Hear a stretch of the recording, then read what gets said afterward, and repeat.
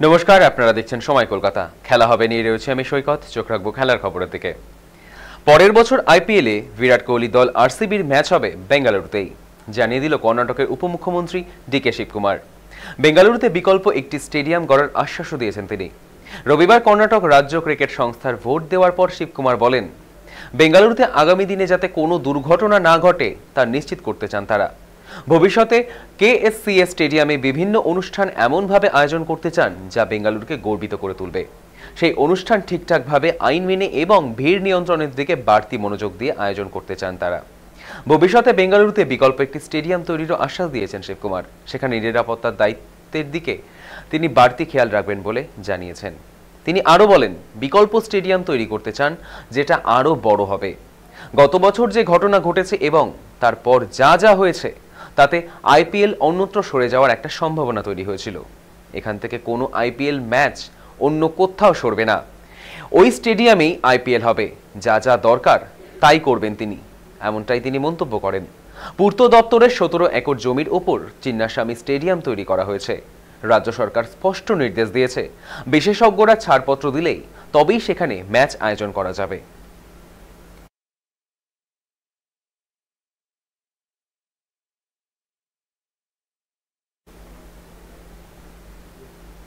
ইডেনে মাত্র 3 বল কোলে মাঠ ছেড়েছিলেন শুভমান গিল।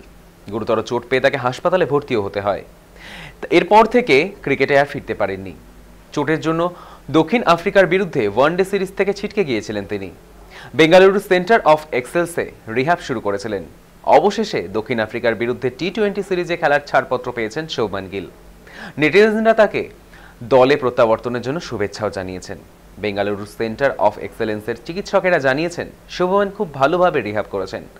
এখন 3টে ফরম্যাটে খেলার জন্য পুরোপুরি তৈরি তিনি। জানা যাচ্ছে সোমবার তিনি অনুশীলনেও নেমে পড়বেন।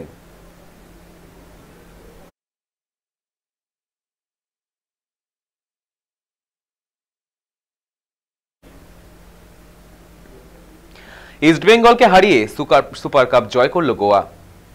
2 মরশুম আগে হোম দল উড়িষ্যাকে হারিয়ে সুপার কাপ জিতেছিল ইস্টবেঙ্গল। এবারও গোয়ার মাটিতে গোয়াকে হারিয়ে সুপার কাপ নিজের কাছেই ধরে রাখতে চাইল। সেমিফাইনালে লাল কার্ড দেখায় এই ম্যাচ ডগ আউটে ছিলেন না ইস্টবেঙ্গলের head coach Oscar Bruzon. Gallery থেকেই দলের পরাজয় দেখলেন তিনি। শুরুতেই অবশ্য কর্নার পেয়ে গিয়েছিলেন গতবারের চ্যাম্পিয়নরা। 6 মিনিটে ফ্রিকিক পেলেও সুবিধা নিতে পারেননি লাল হলুদ। 11 মিনিটে সুযোগ আসে গোয়ার। পরবর্তীতে আনোয়ার আলীর পাস সোজা চলে যায় মিগুয়েলের কাছে। 38 মিনিটে সুযোগ পায় গোয়া। 42 মিনিটে বিপিন সিং এর পাস সোজা চলে আসে নাওরেমের কাছে। বিরতির ঠিক আগে আবারও একটা সুযোগ চলে আসে নাওরেমের কাছে। দ্বিতীয়ার্ধের শুরুতে আক্রমণের ঝাঁজ বাড়ায় গোয়া। খেলার গতির বিরুদ্ধে গিয়ে 62 মিনিটে সুবর্ণ সুযোগ পেয়ে গিয়েছিল ইস্টবেঙ্গলও। 74 মিনিটে পিভি বিষ্ণুর শট গোল লাইন থেকে ফেরান গোয়ার গোলরক্ষক। 77 মিনিটে ওপেন নেট মিস করেন বোরহা। লক্ষ্যভ্রষ্ট তার হেড। 80 মিনিটে ইস্টবেঙ্গলের গোল লক্ষ্য করে মাঝমাঠ থেকে উঁচিয়ে নেওয়া হয় শট নেন পোল মারেনো। লাল হলুদ গোলকিপার কিছুটা এগিয়ে থাকার সুযোগ এসেছিল গোয়ার কাছে, যা অবশ্য পোস্টে লাগে। নির্ধারিত 90 মিনিট পর্যন্ত কোনো প্রতিপক্ষই গোল না দিতে পারায় ম্যাচ গড়ায় অতিরিক্ত সময়ে। ট্রাজিট বক্সের বাইরে থেকে একটি শট নেন, সেভ করেন গিল। ফিরতি বল চলে আসে অরক্ষিত সিভেরিওর কাছে, তাও শটও দুর্দান্ত দক্ষতায় বাঁচান লাল হলুদ গোলরক্ষক। 120 মিনিট পর্যন্ত গোল শূন্য থাকায় ম্যাচ যায় টাই ব্রেকারে। কিন্তু কে জানতো রশিদ বারের ওপর দিয়ে বল উড়িয়ে দেবেন।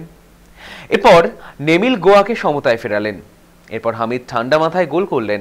ইস্টবেঙ্গলের হার নিশ্চিত করলেন পিভি বিষ্ণু। তিনিও বারের ওপর দিয়ে বল ওড়ালেন। আর শেষে সাহিল তাভোর গোল করে গোয়াকে 6-5 গোলে জেতালেন। গোয়ার মাটিতে গোয়াকে হারিয়ে প্রথম ট্রফি জয়ের সুযোগ হাতছাড়া হলো লাল হলুদ শিবিরের।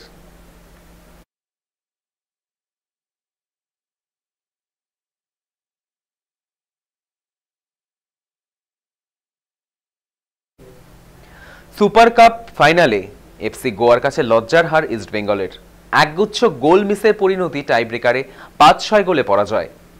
সমাপতন হলেও আইএফএ শিল্ডেও টাইব্রেকারে হেলেছিল অস্কার ব্রুজোর দল। লাল হলুদের প্রাক্তন গোলকিপার কোচ সন্দীপ নন্দীর সাফ বক্তব্য, এখন তো তিনি নেই, তাহলে ইস্টবেঙ্গল হারল কেন? অস্কারের কাছে জবাব চাওয়া হোক। তার বিরুদ্ধে যে অভিযোগগুলি এনেছিলেন তার জবাব দিক অক্ষর। তবে ইস্টবেঙ্গল হারায় মন খারাপ হয়েছে সন্দীপের। প্রসঙ্গত, আইএফএ শিল্ডের ফাইনালে টাইব্রেকারে হারের পর বিতর্ক শুরু অস্কার ও সন্দীপের মধ্যে। যে ম্যাচে পেনাল্টি শুট আউট প্রভসুক গিলের জায়গায় নেমেছিলেন দেবজিৎ মজুমদার, যে সিদ্ধান্ত ছিল তৎকালীন গোলকিপিং কোচ সন্দীপ নন্দীর। এর থেকেই বিতর্কের ঝড় বয়ে যায়। ইস্টবেঙ্গলের এই হারের পর যেন আগুনে ঘি পড়ল অস্কার ও সন্দীপের দ্বন্দ্বে।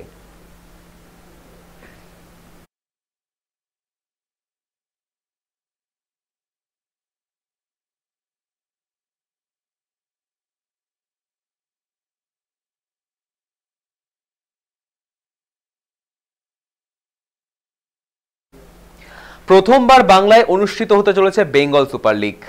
বেঙ্গল সুপার লিগের আকর্ষণীয় করে তুলতে বেশ কয়েকটি পদক্ষেপ করা হয়েছে। রবিবার থেকে বিএসএল ট্রফি ট্যুর শুরু হয়ে গেল। এদিন প্রথমেই বেঙ্গল সুপার লিগের সুদৃশ্য ট্রফি দেখার সৌভাগ্য হলো দক্ষিণ 24 পরগনা এবং উত্তর 24 পরগনার ফুটবল প্রেমীদের। প্রতিযোগিতা শুরু হওয়ার আগে এই ট্রফি ট্যুর হবে সেই সব জেলায় যেখান থেকে বিএসএল এর প্রতিনিধিত্ব করবে দলগুলো। রবিবার সকালে বিএসএল এর ট্রফি এসে পৌঁছয় ক্যানিং স্টেডিয়ামে। সেখানে 2 ঘন্টা ট্রফি রাখা হয়েছিল। সেখান থেকে ট্রফি আনা হয় নৈহাটি স্টেডিয়ামে। নৈহাটি স্টেডিয়ামে আধ ঘন্টা রাখার পর নৈহাটি বড়মান মন্দিরে বিএসএল ট্রফি নিয়ে যাওয়া হয়। সেখানেও উৎসাহী ফুটবল প্রেমীরা ভিড় জমিয়েছিলেন ট্রফি দেখতে।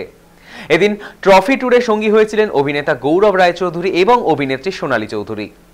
দ্বিতীয় দিন এই ট্রফি নিয়ে যাওয়া হচ্ছে হাওড়া এবং মেদিনীপুরে, পরের দিন বর্ধমান এবং দুর্গাপুরে। আগামী 10ই ডিসেম্বর বোলপুর ও তারাপীঠ নিয়ে যাওয়া হবে ট্রফি। তার পরের দিন সোজা বহরমপুর। সেখান থেকে 12ই নভেম্বর বিএসএল ট্রফি যাবে শিলিগুড়িতে। পরের দিন আসবে মালদায়। জেলায় 8 ফ্র্যাঞ্চাইজি অংশ নেবে প্রথমবারের বেঙ্গল সুপার লিগে। এই ম্যাচ হবে এএআর পদ্ধতিতে, অর্থাৎ প্রতি ম্যাচে সহকারী মিলিয়ে মোট 6 জন করে রেফারি থাকতে চলেছে। যদিও এই পদ্ধতিতে চূড়ান্ত সিদ্ধান্ত নেন ম্যাচ পরিচালক, বাকি সবাই তাকে সাহায্য করেন। দেশের এই প্রথম প্রয়োগ হতে চলেছে এই পদ্ধতি। এই বিএসএল ঘিরে রাজ্য জুড়ে প্রবল উৎসাহ ও আনন্দে মেতেছে ফুটবল প্রেমীরা।